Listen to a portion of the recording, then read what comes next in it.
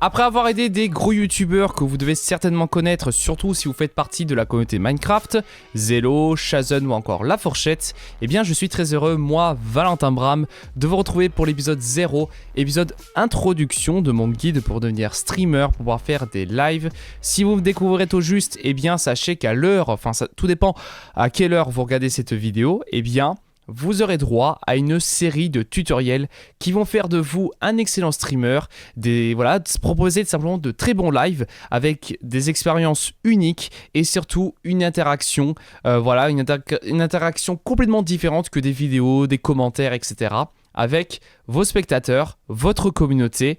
Ou encore, si vous débutez tout simplement sur YouTube, si vous rejoignez l'aventure YouTube, eh bien, vous faire une belle communauté, avoir plein de spectateurs qui vont vous suivre régulièrement. Alors, durant tout ce guide, je vais vous demander en tout cas toute votre attention, parce qu'il faut déjà savoir que cet épisode 0 va déterminer si vous avez la connexion, si vous avez le PC, pour pouvoir faire des lives. Parce que déjà là, la connexion, ça va surtout jouer sur la qualité. Là, la connexion, ça va dépendre. Donc, déjà, la première chose qu'on va faire, ça va être la connexion. La connexion, c'est vraiment important. Vous allez aller dans la description. Je vais vous mettre un lien, donc un site internet qui s'appelle Speedtest, speedtest.net ou .com, je crois que je sais plus. Enfin, en tout cas, c'est Speedtest. Donc, vous faites un test de débit. Donc, vous allez avoir le ping, le débit descendant, donc le débit de réception, donc le débit qui vous sert à télécharger. Et le débit montant, le débit d'envoi. Donc, ce qui va vraiment nous intéresser, ça va être le débit montant. Pour pouvoir donc juger la qualité de votre live. Alors, imaginons que vous êtes sur une très petite connexion. Malheureusement, vous pouvez aller jusqu'à 1 méga de débit montant maximum. Eh bien, si on se concentre sur du gaming, voilà, bien évidemment du gaming, du jeu en ligne. Eh bien, il faut savoir que si vous avez 0,7, 0,70 de débit montant, eh bien, vous pouvez faire des lives. Oui, vous pouvez faire des lives. Alors, malheureusement, non pas en 720p, mais vous pouvez faire des lives au moins en 480p, 30 images par seconde. Donc, honnêtement, c'est correct, quoi. C'est super, simplement. Donc, ensuite, si vous avez 2 de débit montant, au moins 2 de débit montant, eh bien, vous pourrez faire de la 720p, donc de la HD, 30 fps, donc 30 images par seconde. Donc ça aussi, c'est pas mal. Clairement, clairement, on commence à avoir quelque chose de correct. Après, il y a des personnes qui me diront, ouais, la 480p, c'est pas top, etc. Mais honnêtement, si vous pouvez faire que de la 480p, si vous avez déjà regardé des lives en 480p, avouez que c'est correct. On va pas se le cacher.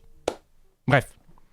On va commencer à aller un peu plus sur des qualités un peu meilleures. Alors ensuite, on va rester sur de la 720p, mais 60 images par seconde. Donc 60 images par seconde, donc une meilleure fluidité, voilà. Donc 720p, 60 images par seconde, il vous faudra au moins 3 de débit montant. Ensuite, là, on s'intéresse sur de la Full HD, 1080p, 30 images par seconde. Il vous faudra 4 de débit montant. Et là, le top du top, 1080p, 60 images par seconde, il vous faudra au moins 5,8 de débit montant. Donc pour résumer, entre 0,7 et 2 de débit montant, vous pourrez faire que de la 480p, 30 images par seconde. Entre 2 et 3, ça sera de la 720p, 30 images par seconde. Entre 3 et 4, ça sera de la 720p, 60 images par seconde. Entre 4 et 5,8 de la 1080p 30 images par seconde. Et si vous avez au-dessus de 5,8 de débit montant, eh bien, à vous la 1080p 60 images par seconde. Alors après, je vous parle de la connexion. Mais il s'avère que le PC aussi va jouer un petit peu un impact sur les performances et aussi sur la qualité. Parce que, exemple, disons que si vous avez un PC qui est pas top, et ben malheureusement, vous ne pourrez pas faire au moins de la 720p, pas au moins de la 1080p, mais voilà, bref. Donc, au niveau du PC, il faut savoir qu'avec le logiciel qu'on va apprendre dans ce guide, donc, qui est OBS Studio, vous avez plein de possibilités de encoder de votre live. Vous pouvez l'encoder sur le processeur, vous pouvez l'encoder sur la carte graphique, mais tout dépend après des composants que vous avez. Alors déjà, je vais m'intéresser surtout au niveau de la carte graphique, parce que il faut savoir que pour moi, après avoir testé pas mal de temps les différentes possibilités de OBS Studio, que vous apprendrez dans dans le prochain épisode, eh bien il s'avère que l'encodage carte graphique, l'encodage sur la carte graphique, l'encodage GPU, clairement c'est ce qu'il y a de mieux, c'est clairement niveau performance qualité, le GPU, la carte graphique, c'est ce qu'il y a de bien. Alors après le problème, c'est qu'il faut avoir une carte graphique spéciale. Alors, je sais que chez AMD, si vous êtes sur des cartes graphiques AMD, je sais qu'il y a certains modèles qui fonctionnent, voilà, qui sont compatibles avec le AMD VCE. Malheureusement, je pourrais pas me concentrer plus sur ça. Par contre, si vous avez une carte graphique Nvidia GTX, alors ça dépend desquels. Je sais qu'il y en a certains sur PC portable qui sont pas bons, mais je sais qu'il y a une grande majorité d'Nvidia GTX où vous pouvez avoir la technologie NVENC. Donc l'NVENC en fait c'est le même encodeur que le logiciel d'enregistrement que vous propose Nvidia, donc Shadowplay. Donc si vous avez déjà touché un petit peu à Shadowplay, bah là en gros vous aurez quasi les mêmes performances que Shadowplay mais sur OBS Studio. Donc voilà. En tout cas, voilà au niveau de la carte graphique. Donc si malheureusement vous n'avez pas de Nvidia GTX, si vous n'avez pas de carte graphique AMD qui est compatible avec les technologies que j'ai citées plus tôt, donc NVENC pour Nvidia, AMD VCE pour AMD, eh bien il vous reste toujours le processeur. Alors après le problème d'encoder sur le processeur, c'est que les FPS vont chuter un peu.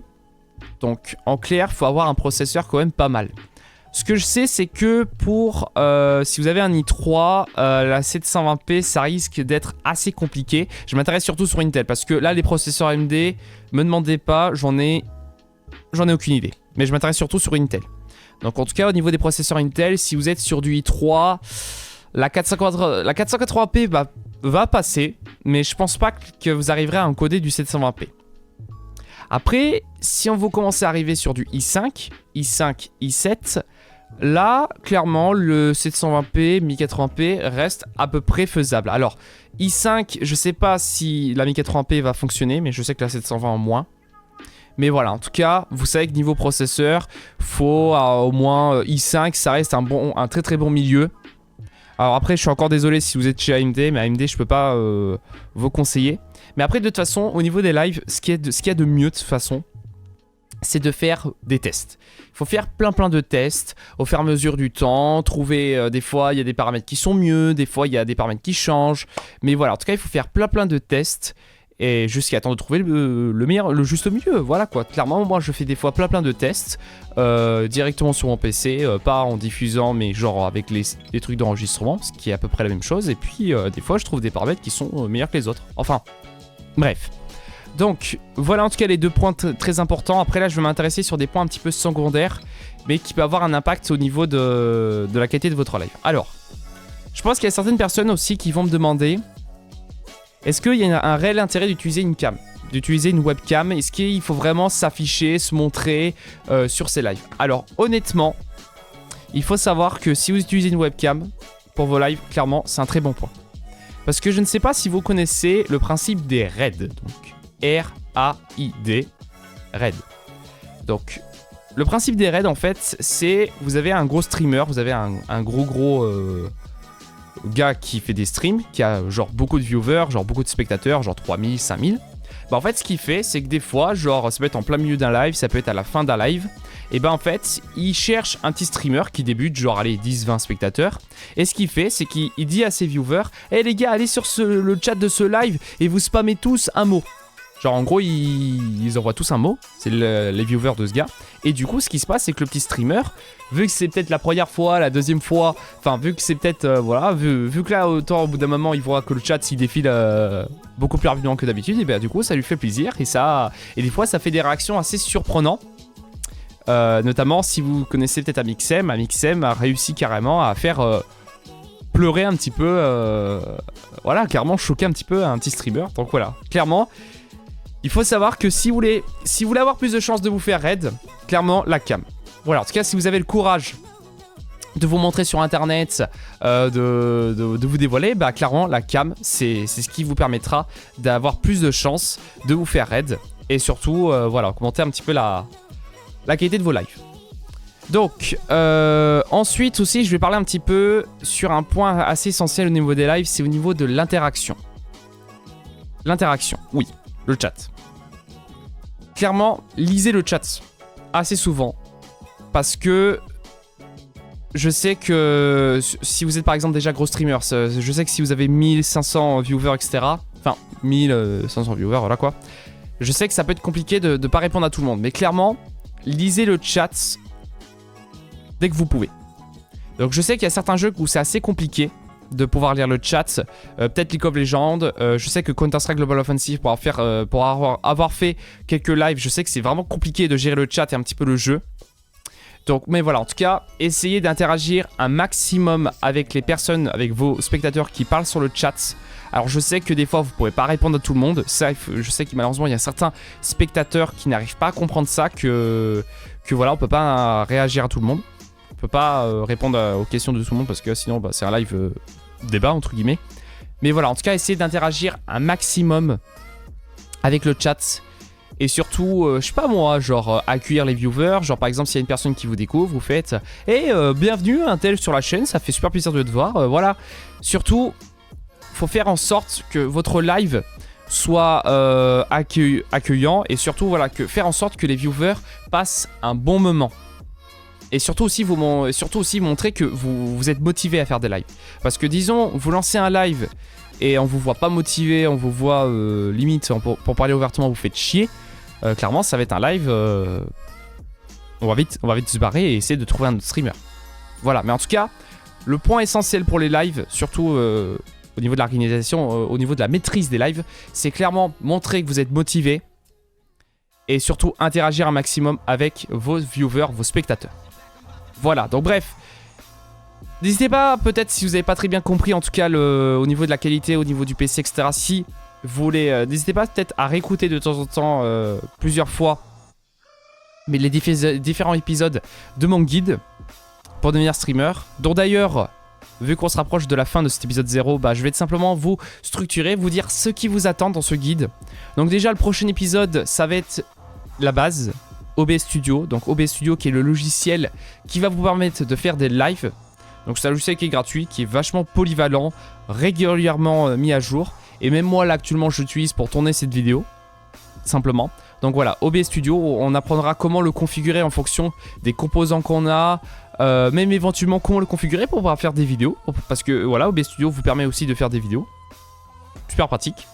Ensuite, dans le troisième épisode, on s'intéressera au niveau du tableau de bord de YouTube, toutes les possibilités qu'on peut avoir et surtout un petit peu de vous donner quelques techniques de référencement, une bonne organisation de la description, un joli titre, voilà le référencement. Dans le quatrième épisode, on s'intéressera à l'optimisation du chat, donc notamment avec Ninebot. Donc Ninebot, c'est un robot automatique qui va vous permettre de censurer les insultes, toutes les personnes qui parlent tout en majuscules, les personnes qui abusent de symboles, de smileys qui mettent, voilà, en tout cas, vraiment faire en sorte que vous ayez un chat propre. Et puis éventuellement, ce Ninebot va vous permettre notamment de faire des concours, des giveaways, donc tirer au sort une personne depuis le chat, super pratique. Et puis le dernier épisode, ça sera sur Streamlabs. Donc Streamlabs, c'est un service qui va vous permettre de, par exemple, être alerté dès qu'il y a un nouvel abonné sur votre chaîne YouTube, ou encore mettre en place un système de donation. Comme ça, les viewers peuvent vous soutenir et puis du coup, les donations peuvent vous permettre d'améliorer votre matériel, la qualité de vos lives, de vos vidéos, simplement. Voilà. En tout cas, je vous remercie de m'avoir suivi jusqu'au bout. Si vous m'avez suivi jusqu'au bout, n'hésitez pas à me dire dans les commentaires, déjà un petit commentaire constructif, ça fait super plaisir. Et surtout me dire, genre, je vous donne un mot. Hashtag Valentin. Si dans les commentaires je vois hashtag Valentin, si vous m'avez suivi jusque là, eh bien marquez hashtag Valentin sur ce commentaire, dans votre commentaire. Comme ça je verrai ceux qui ont vraiment écouté jusqu'au bout cet épisode 0 de mon guide pour devenir streamer. Voilà, en tout cas pour ne pas rater le prochain épisode, c'est très simple. Vous vous abonnez à la chaîne, vous pouvez même éventuellement activer les notifications en cliquant sur la cloche, ça c'est super pratique. Après je vous oblige pas bien évidemment. Mais voilà, merci à tous de m'avoir écouté et je vous retrouve très rapidement pour l'épisode 2, plutôt l'épisode 1, le premier épisode où on va rentrer vraiment dans les choses sérieuses avec OBS Studio. Et bref, restez comme vous êtes et on se retrouve très rapidement pour de nouvelles aventures.